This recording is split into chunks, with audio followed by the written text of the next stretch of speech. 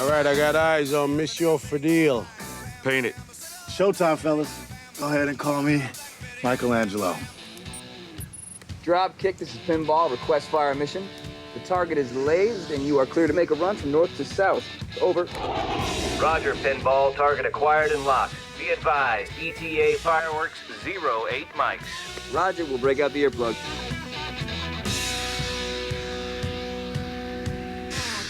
Boss. They're using kids as mules. Call it in. Dropkick, we have children at target site. Repeat, we have eyes on children at target site. Please advise. Acknowledged. Maintain position. We strongly recommend cancellation of the payload delivery. Your orders stand. We lock coordinates the moment you paint it. Delivery will occur on schedule. Jensen, contact the plane directly. Call on aboard. I'm trying, he's jamming us. There's nothing I can do. There's something we can do. All right, here it is. 5 against the fortress. We got maybe, what, 8 minutes before an airstrike sets the world on fire. Plenty of time.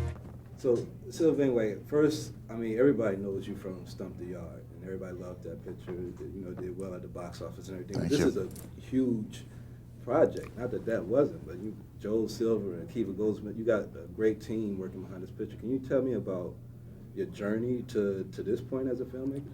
I mean, you know, finding the material of The Losers was something, you know, I was really animate about finding something that was based on a graphic novel. And, you know, when I came across this particular project, I was really impressed by the originality that it had, particularly the combination of the action and the humor that was so well defined in the graphics. So, you know, I really wanted to bring a sort of an original vision to it, but at the same time, I had a really good benchmark in terms of the design and the visuals and the tone and the graphics, so that was very helpful.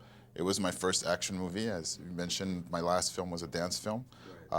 I tried to do something different with the dance film, and I tried to do something very different with this action film. That's, I think, what I bring is I try to bring a sort of a different vision, a different angle on material when I'm able to, when I'm given the opportunity. Well, I know a lot of filmmakers, you know, may admire you for getting like these great projects under your belt so early in your filmmaking career, your feature filmmaking career.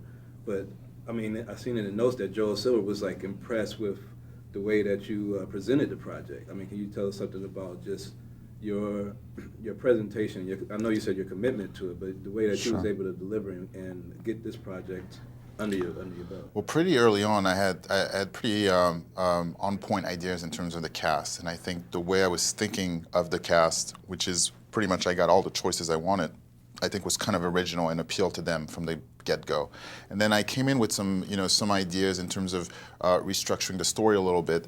I felt that the original story was perhaps a little too it had too much political or aspects to it, or too much current. I felt this movie is pure fun and it should really detach itself from sort of the current reality. And so I reformatted certain things so that they don't take place in certain countries and take place in others, et cetera, so that there's no stigma attached to it. But that was basically the bulk of my work. And then I did a whole visual presentation, which I usually always do. You know, I come from music videos and commercials, and I love visuals, and it's something that gets me really excited in terms of presentation. So I did the whole package, and that's how I got the job, yeah.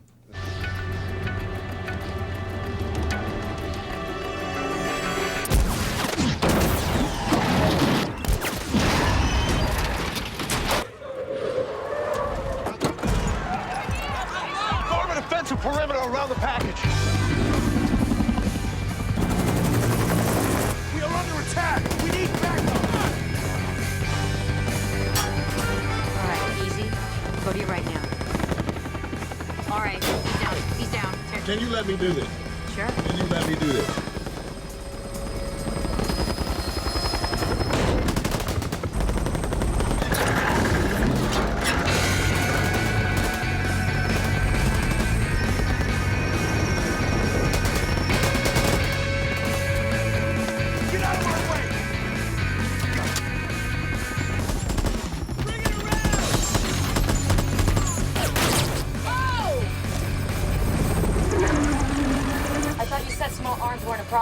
That look like small arms to you? Huh? That's a cannon. Donut. She has a cannon down there. Donut, donut. Are you sure you've done this before? Okay, right now, not the time. not the time right now. Pooch, what's your status? Completely irritated and possibly crashing, but fish is on the hook. Now, you spoke of the cast briefly, but I mean, this your second time working with Columbus Short. Yeah, So that's my man. It must be like something that you've seen in them before that you want to continue to work with them. But you also had Idris and Zoe and Chris and all these great cast members. How were you able to be that lucky to get such a great cast? Well, the first thing is I got the support from the studio in my choices. You know, I felt, you know, that there could have been a more sort of cheesy commercial way of casting this movie, and from the beginning I thought, well, let's go kind of a different route, and they were very supportive as well as the producers.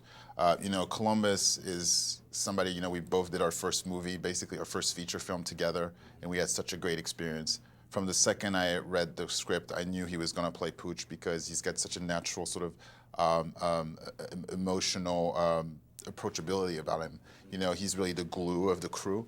And so he's got the right sensibility for that. And then, you know, I met everybody else progressively as I was able to define my choices. Zoe, I had been a fan for a long time. She did a movie called Haven that a friend of mine directed that I loved. Idris, I knew because he did some movies for Rainforest Films, which produced Stomp the Yard. So I was very familiar with his work and always wanted to work with him. And Jeffrey was, you know, introduced to me by the studio, and he came on his motorcycle driving down Melrose wearing his leather, and I was like, that's the guy.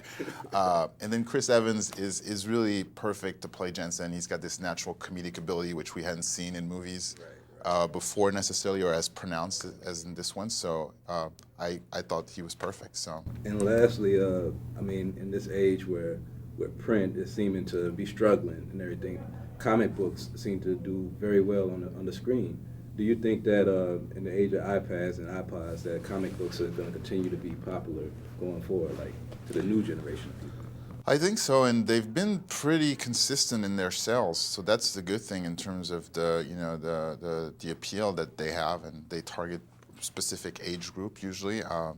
And you know, the comics are popular all over the world. Different countries have different sensibilities for them. I know in Europe, there's a huge industry for comic books, and they're actually more adult-oriented than in the U.S., where they're more teen-oriented. So, but I certainly, it's something that I grew up with, and I certainly hope that it'll keep on going. And I hope you keep on going. I want to see much more pictures from Cool. Mr. White. Bye. Thank you. Thank you very much.